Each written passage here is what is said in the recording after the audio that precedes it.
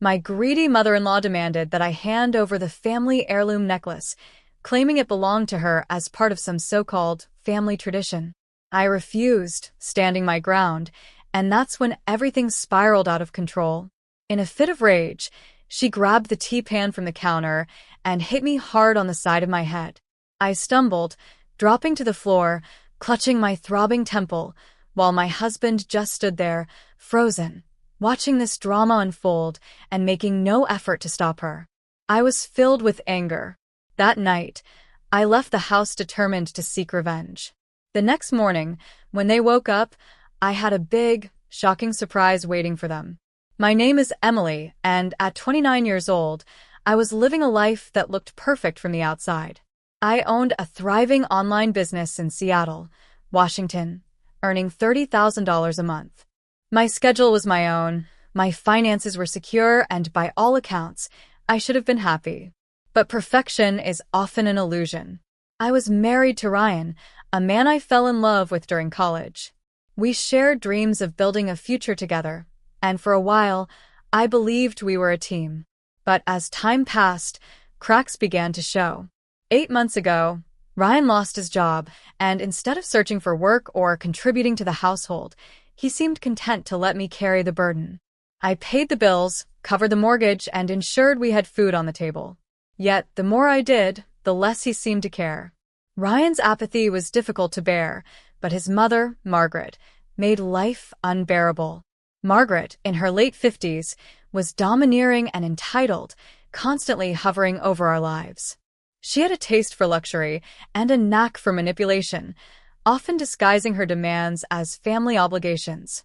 At first, it was small requests, money for a weekend spa trip, a new handbag, or a fancy dinner.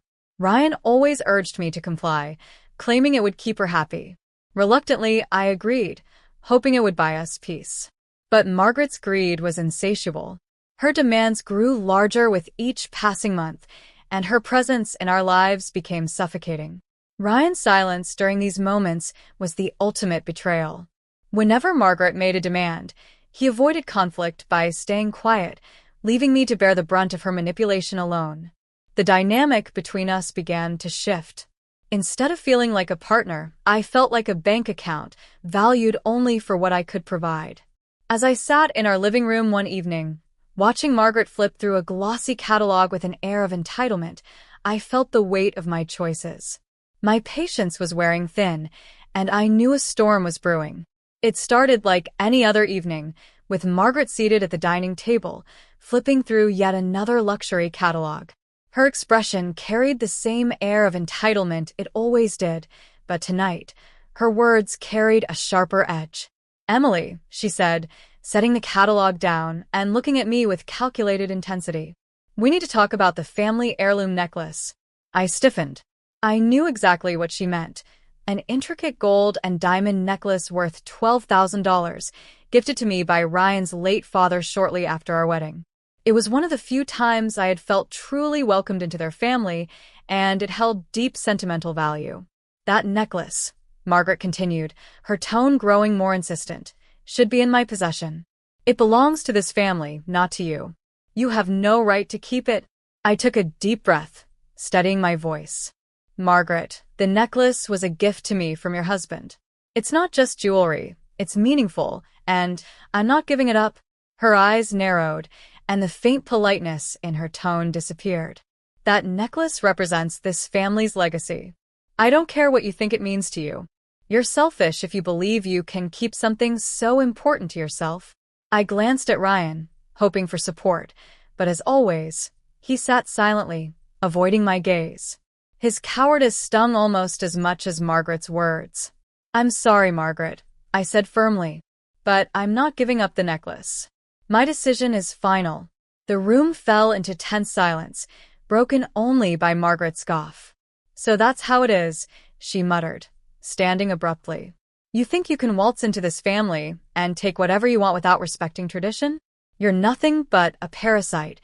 The words hit like a slap, but I refused to back down. "I've done more for this family than you care to admit," I said. "But this necklace is mine, and I won't let you bully me into giving it up." Margaret's face flushed with anger, her fists clenching at her sides. I had never seen her this furious before, and I could feel the tension in the room reaching its breaking point. The argument hadn't cooled.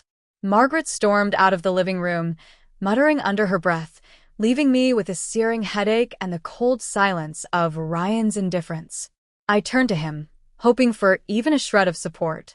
"Ryan," I said sharply, "you're just going to sit there and let her talk to me like that? Do I mean nothing to you?" He sighed, finally lifting his gaze. "Emily, she's upset. Just let it go.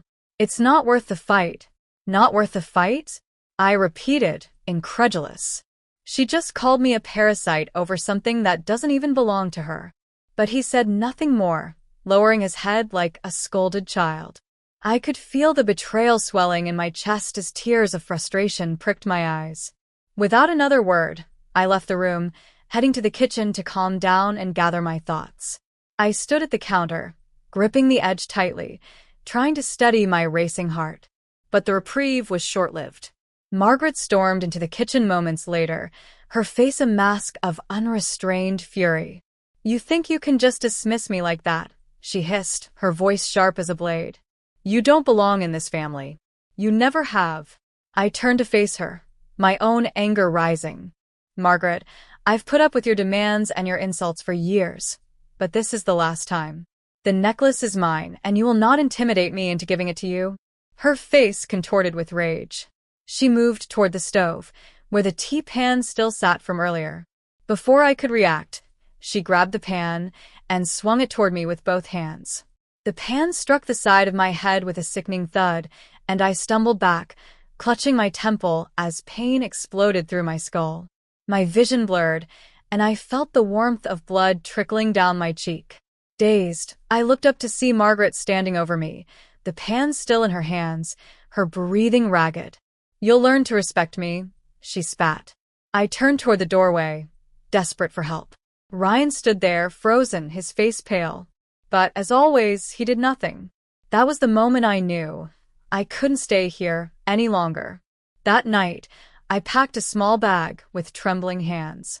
My head still throbbed from the blow, and the faint trace of dried blood on my temple was a stark reminder of how far things had gone. I couldn't believe I had let it get to this point. Margaret's rage, Ryan's indifference, it was a toxic cycle I could no longer endure. Ryan hadn't even bothered to check on me. After the incident, he disappeared into the bedroom, leaving me to fend for myself. That was the final betrayal. Whatever bond we once shared had been eroded by his silence and cowardice. I slipped the heirloom necklace into a padded case and tucked it securely into my bag. Margaret's obsession with it was almost as suffocating as her presence, but I wouldn't let her take this from me. It was a gift, a symbol of respect from her late husband, and I intended to keep it. As I closed the door behind me, a mix of fear and relief washed over me. Fear of the unknown, but relief at escaping the prison that house had become. I drove to my parents' home, my vision blurred by tears, yet feeling a faint flicker of hope for the first time in months. My parents were shocked to see me at their doorstep, especially with the bruises on my head. My mother gasped, pulling me into a protective hug. "Emily, what happened?" she asked, her voice trembling. I told them everything, the years of manipulation, the endless demands, and Margaret's violence. They listened in stunned silence, their faces a mix of sorrow and outrage. My father's jaw tightened, his fists clenching as he held back his anger. "You don't have to go back there," my mother said firmly. "You're staying here, and we'll help you figure out your next steps." For the first time in a long time, I felt safe. I knew leaving was only the beginning. Margaret and Ryan wouldn't let this go without a fight. But for now, I focused on the first step, consulting a lawyer and planning my next move. I wouldn't let them take anything more from me. It was time to reclaim my life. The morning after I arrived at my parents' house, I contacted a lawyer. Her name was Claire, and she wasted no time getting to the heart of the matter. I told her everything. The years of financial manipulation, Margaret's relentless demands, and the assault with the tea pan. Claire listened intently, her sharp eyes never leaving mine. "You have a strong case, Emily," she said. "Not just for divorce, but for pressing charges against Margaret. With the evidence of physical abuse and your financial records, you're in a solid position to protect yourself. Her words gave me hope. For too long, I had felt powerless, but now I was taking control.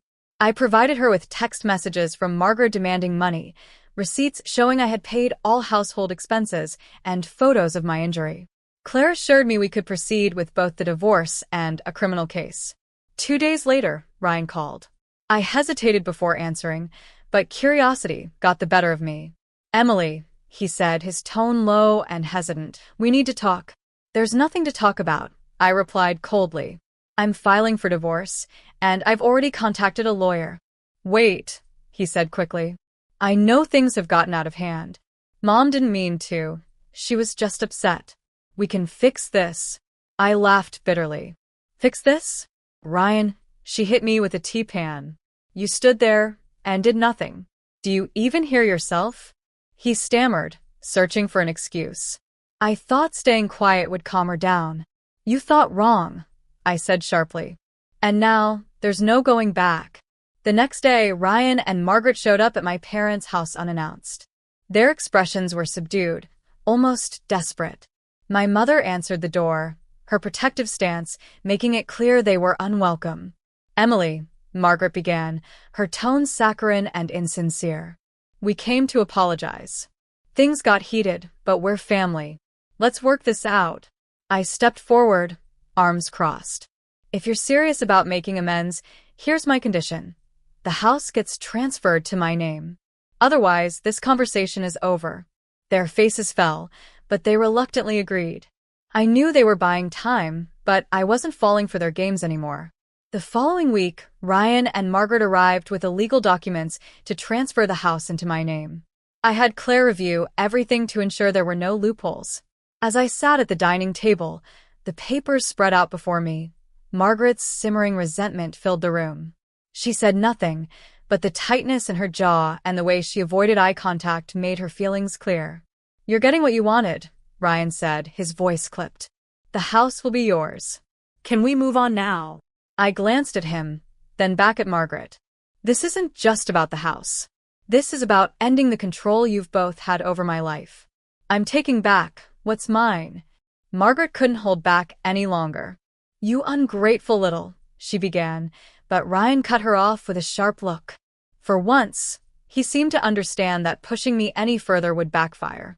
I signed the documents, my hand steady, my resolve unwavering. The house was officially mine. But I wasn't stopping there.